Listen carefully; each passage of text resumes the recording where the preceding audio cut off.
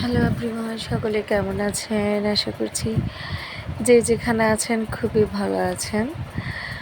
তো আমরাও ভালো আছি। অনেক দিন পরে ব্লগ নিয়ে আসছি। সেই যে বোনের মেয়ের বার্থডে ব্লগটা দিলাম, এরপরে আর কোনো ব্লগ দিইনি। আর মাঝখানে কিন্তু আমি লাইভেও এসেছিলাম, লাইভে আমার পেজের জন্য এসেছিলাম। তো অনেকেই পছন্দ করেছেন লাইভটা, সবাইকে ধন্যবাদ যারা যারা পছন্দ করেছেন, বিশেষত তাদেরকে। তো এখন এই তো এটা সন্ধ্যার থেকেই ব্লগটা স্টার্ট করলাম। আর এখানে আমরা সবাই মিলে পাকা আমের ভর্তা খাচ্ছি। কাঁচা আমের ভর্তা তো টেস্ট হয়, বাট পাকা আমেরটাও খুব টেস্ট হয় যখন সেটাতে একটু শুকনো মরিচ পোড়াটা দেওয়া যায়। তো সেটাই খাচ্ছি। আমি যেহেতু ভয়েস ওভারটা পরে করছি, আমার দেখে আবার কেমন জানি খেতে ইচ্ছা করছে। কার কার এরকম আম ভর্তা খেতে ইচ্ছা হয়, ভালো লাগে। তো এই তো আমার বোনের মেয়ে, ও আটি খাচ্ছে। টক ছিল কিন্তু আমগুলো অনেক। তো এরপর বাজারে গেলাম, বাজারে গিয়ে এগুলো নিয়ে আসলাম।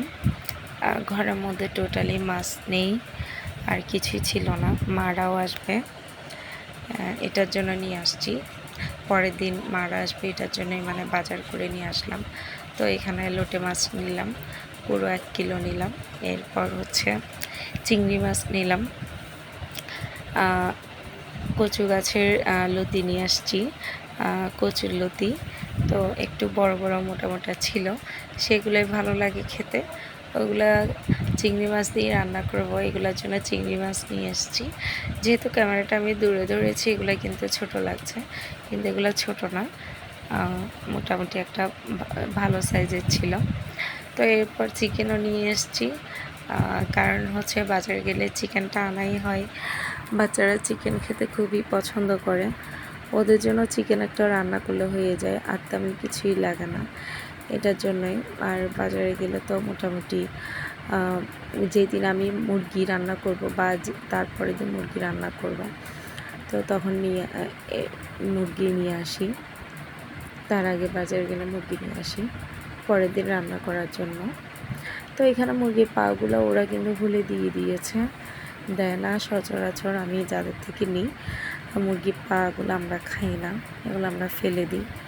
মুরগির পা, মুরগির মাথা, মানে যেগুলো থাকে আর কি, ওগুলো আমরা খাই না, ওগুলো ফেলে দিই। তো জাস্ট সলিড পিসগুলোই আমরা নিই। তো এই তো এখানে আমার বাজারগুলো শেষ করা শেষ, আমি এখন সব ক্লিন করে রেখে দিই। আর এখন চলে যাব হচ্ছে একদম দুপুরের দিকে। তো এর মধ্যে আর কোনো কিছু শ্যুট করতে পারিনি। আর এখানে যে একটা ডিম সেদ্ধ করলাম আমার জন্য, মাথাটা কেমন ছেড়ে করছিল। আর এখানে এই যে লোটে মাছ রান্না করে নিলাম, খেতেও কিন্তু বেশ মজা হয়েছিল। লোটে মাছটা একদম ফ্রেশ মাছ ছিল। আর এরপর চিকেনের লাল ঝোল তো করলাম আলু দিয়ে, আর লতি দিয়ে চিংড়ি মাছ করলাম। আর এটা সন্ধ্যার দিকে মারা যাওয়ার আগে ভিডিও কলে কথা বলছে, অনেক মন দিয়ে কথা বলছিল, তো এগুলো একটু ক্যাপচার করে নিলাম। আর এখানে আমরা বসে বসে হাসছিলাম এদের এই কাণ্ডগুলো দেখে, মানে ভাবে এতটাই যে মনোযোগ দিয়ে দেখছিল, মানে কী যে শুনছে আমি নিজেও বুঝতে পারছি না। হঠাৎ করে এসেছি, দেখছি দুজনে হাসছিল, ভালো লাগছে। তো এই তো এখানে আমার বোনরাও বসে আছে। তো মারা যাওয়ার পরে যে আমরা নাস্তা বানালাম, কারণ হচ্ছে মারা এগুলো খাই না। এটা হচ্ছে মিট বক্স, আর সসটা একটু বেশি হয়েছে, ম্যায়োনিজ আর সস, যার কারণে আমার বোঝা যাচ্ছে এখানে অনেক কিছুই দিয়েছি। সব দিয়ে সুন্দর করে বানালাম। তো আজকে এটাই ছিল আমার ব্লগ। প্লিজ যারা নতুন দেখছেন অবশ্যই চ্যানেলটি সাবস্ক্রাইব করে পাশে থাকবেন, কারণ হচ্ছে আপনারা সাবস্ক্রাইব করলে, লাইক দিলে অনেক ভালো লাগে।